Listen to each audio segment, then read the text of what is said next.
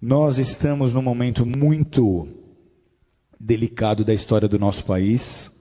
Talvez não haja em nossa história um momento tão preocupante como esse aqui. Nós temos visto, nos últimos anos, o país mergulhando numa crise moral. É uma crise financeira, é uma crise política, mas antes de qualquer coisa, ela é uma crise moral.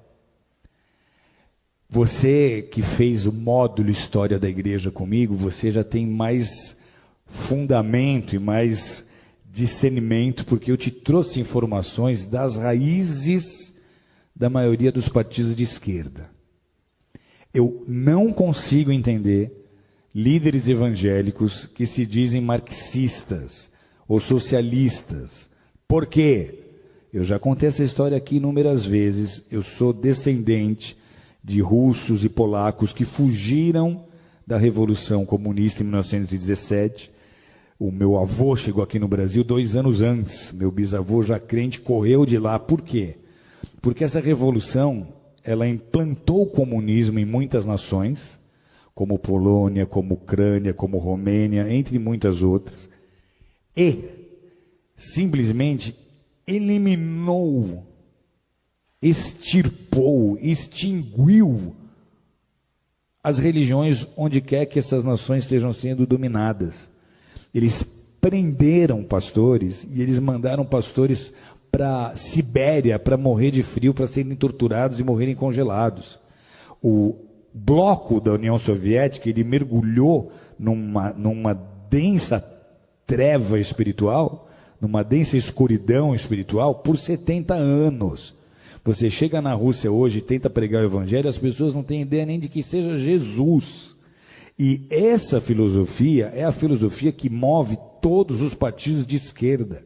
Os ideais desses partidos são os mesmos ideais de Karl Marx, são os mesmos ideais de Engels.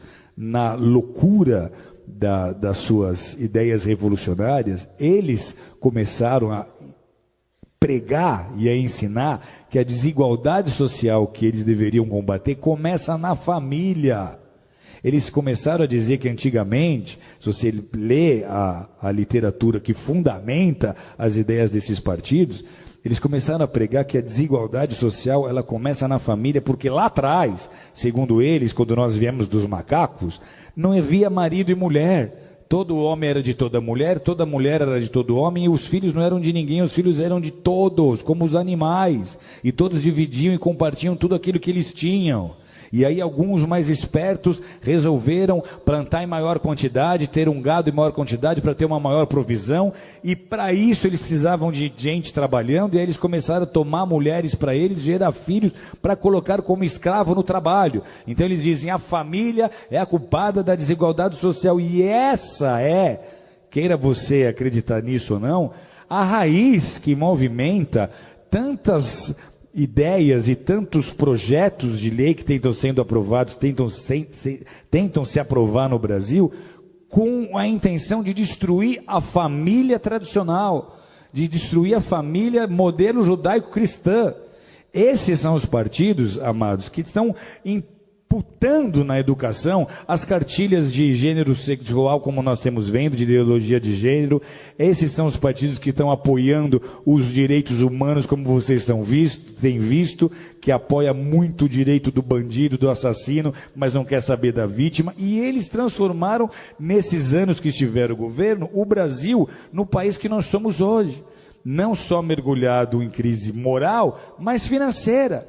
E por que é importante nós nos posicionarmos agora? Porque de tudo que você já viu, que já veio à tona do que eles fizeram nesses 13 anos, que só comprovou um desgoverno.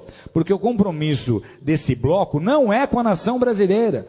Eles nem usam a bandeira do Brasil, eles usam bandeiras vermelhas. Por quê?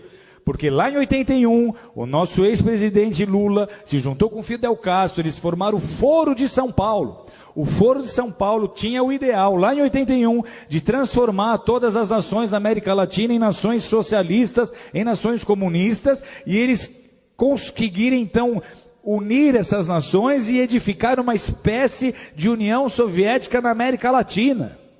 Parecia uma ideia utópica, só que olha a que ponto eles chegaram.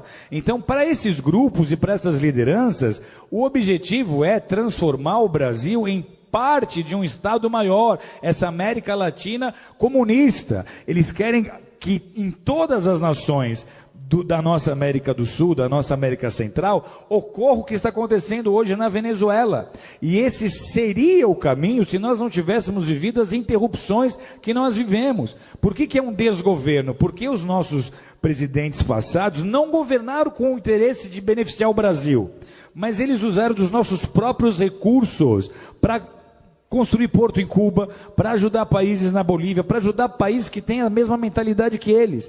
Então, se nós permitirmos que um partido qualquer de esquerda, com essa mente e com esse coração, suba ao poder mais uma vez, o Brasil não vai resistir. Vocês estão entendendo o que eu estou dizendo? O Brasil não vai aguentar. Financeiramente vira caos. Vira caos, porque a economia para estar ativa, ela depende de investimento externo.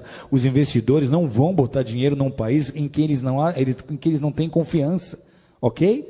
Então, se sobe um líder de um partido desses e ele tenta botar um bom ministro da Fazenda para tentar convencer os investidores de que tudo vai dar certo, isso não vai funcionar. Vocês estão entendendo ou não? Então, vira caos. A grande preocupação qual é? Se esse governo agora, essas eleições agora, sobe um partido como esse, a crise que nós estamos vivendo, ela é tão séria que a gente teme de verdade até uma revolução. Porque vai ser muito fácil as pessoas do centro, oeste, sul e sudeste não aceitarem esse governo.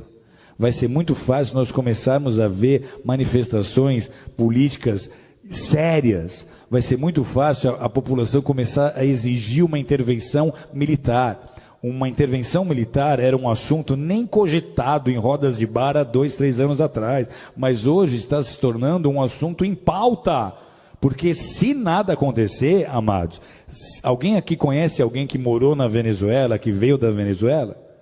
A Venezuela, até muito pouco tempo atrás, era um país próspero. Eles têm petróleo. Sabe o que falta hoje na Venezuela? Falta papel higiênico. Sabe o que aconteceu há 4 anos atrás? Eu estou numa sauna, no Vale Nevado, conversando com um venezuelano que tinha ido esquiar. E ele conta, a Venezuela está faltando papel higiênico. Isso há 4, 5 anos atrás. E eu falo, mas como é que começou isso? Ele fala, começou como está acontecendo com o Brasil. Começou trazendo médicos de Cuba.